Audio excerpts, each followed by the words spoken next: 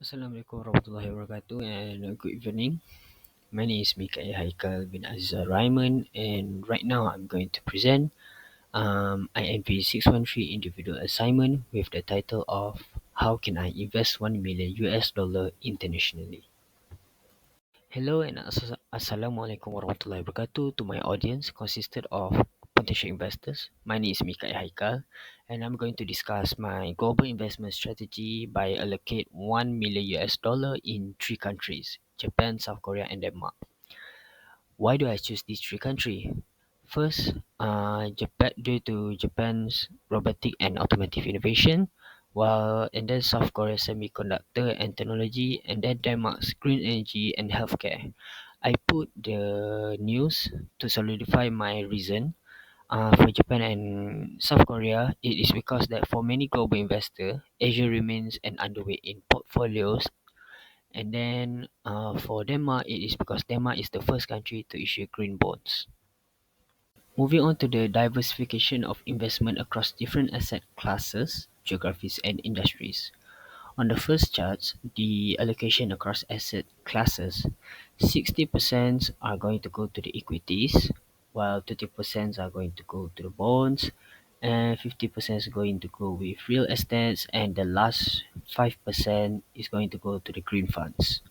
For the allocation across countries, the three countries that I chose, Japan will be 40% accumulated to 400,000 US dollar, and then South Korea is going to be 35%, which is 350,000 US dollar, and Denmark is going to be 25%, meaning 250,000 US dollar.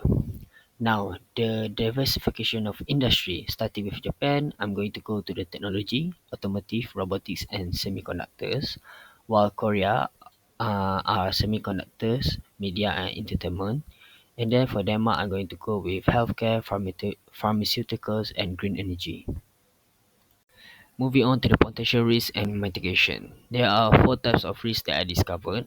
The first one is green energy project risk, where Denmark announced large offshore wind tenders up to 8.3 billion US dollar in subsidies. To counter this risk, use green bond funds that can spread project risk. Then currency risk, where Japanese yen has weakened sharply. So to counter this, use forward currency contracts or JPY hedges equities.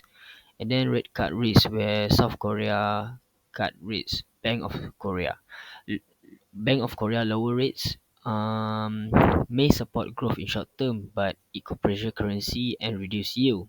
So use short duration or floating rate bond exposure. And then sector risk.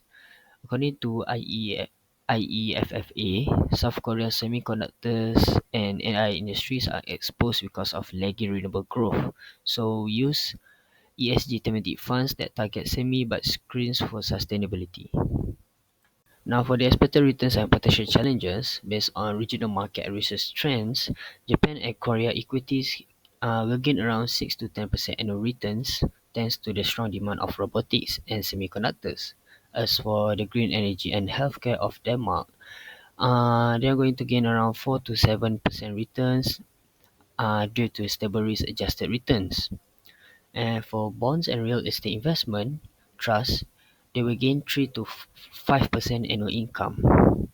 Now, for the potential challenges, first, currency depreciation may weaken international returns, followed by technology cyclicality could affect Japan and Korea.